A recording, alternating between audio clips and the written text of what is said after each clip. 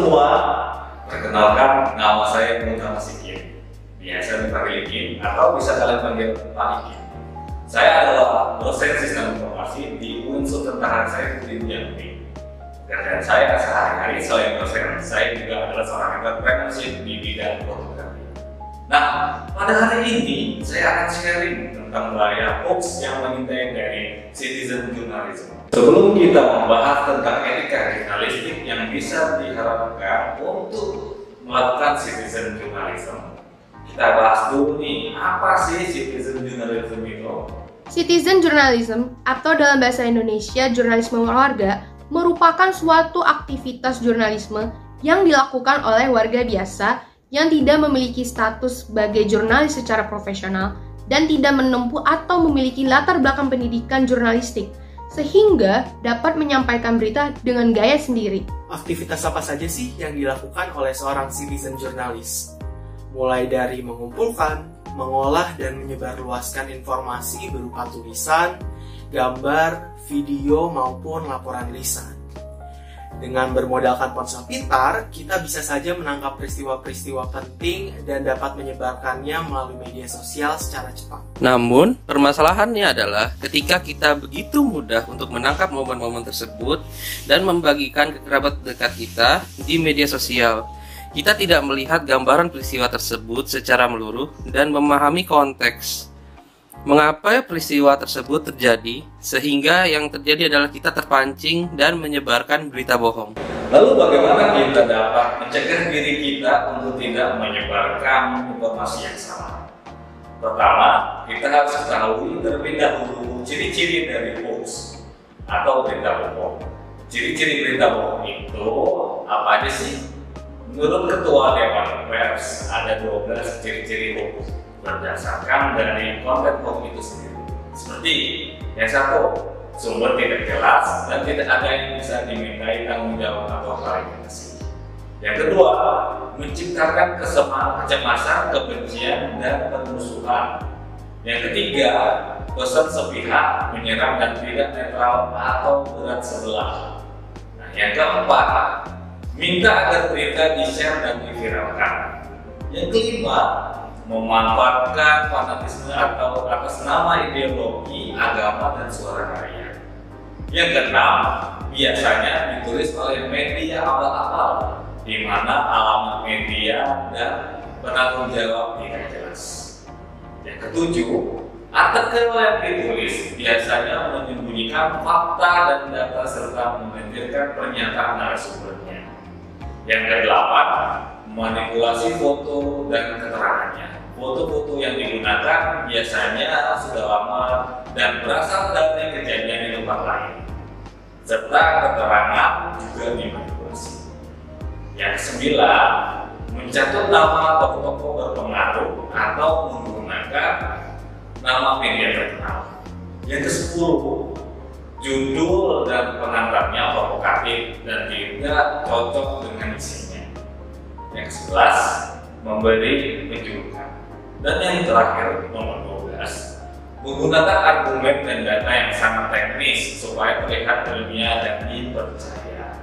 Nah, setelah mengetahui ciri-ciri dari berita bohong atau hoax, berdasarkan dari konteksnya, ada 5 cara yang dapat dilakukan untuk bisa memastikan berita tersebut merupakan hoax atau tidak. Yang pertama, cari tahu dulu sumbernya. Periksa situs web dari mana berita berasal, kemudian dapat mengklik bagian About Us atau tentang kami pada situs tersebut. Setelah itu, pastikan apakah uraian tersebut jelas dalam menerapkan sistem di organisasi yang bersangkutan serta riwayatnya.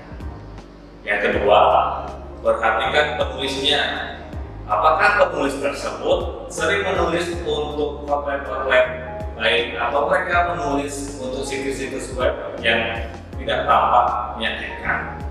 Yang ketiga, pastikan artikel memuat referensi dan tauran ke berita, artikel dan penulis-penulis lain, sehingga kita dapat mengklik tauran yang ada dan pastinya semua tampak meyakinkan serta dapat dipercaya. Yang keempat, lakukan Google Reverse Image Search. Karena dengan melakukan ini, kita bisa melakukan pencarian di Google melalui gambar, sehingga kita bisa melihat web-web lain yang memuat gambar yang sama. Dari situ kita bisa melihat asal foto tersebut digunakan dan apakah foto tersebut digunakan di luar dari konteks. Nah, yang kelima, yang terakhir, pastikan apakah berita yang sedang dibaca sebagai saluran arus berita utama lain yang tentunya sudah dijamin kredibilitas dalam menyebarkan berita. Selain itu, penonton juga bisa membuka situs cek hoax di gunbackhoax.id ya, untuk memudahkan dalam menyaring informasi yang diterima. Setelah membahas apa yang harus diperhatikan dalam menerima berita yang tidak jelas sumbernya, yuk kita cari tahu lebih dalam lagi agar kita tidak asal dalam menggunakan informasi, sehingga tidak menciptakan hoax baru dalam melakukan aktivitas jurnalistik, seperti memperhatikan beberapa etika jurnalistik yang sering dijadikan pedoman, di antaranya: 1. Memberikan kesempatan untuk mengklarifikasi kepada terduga pelaku yang dituduh.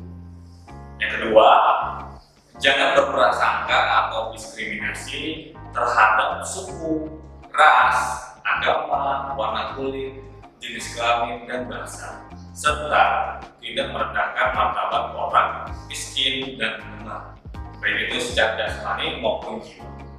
Yang ketiga, usahakan mencari narasumber yang cocok jika ingin mengetahui keterangan lebih lanjut. Yang keempat, jangan sekali-sekali menyembunyikan fakta yang ada di lapangan atau bahkan menyebar foto yang dikrop atau dipotong. Itu sangat tidak diperbolehkan. Yang kelima, yang terakhir, gunakan bahasa atau caption yang tepat agar tidak menggiring opini para pembaca. Wah, tidak terasa kita sudah sampai di akhir dari pembahasan Citizen Journalism dan Hoax.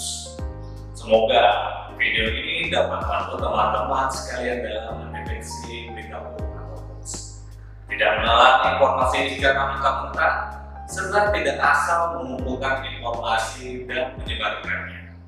Oke, sampai jumpa di lain kesempatan. Assalamualaikum warahmatullahi wabarakatuh.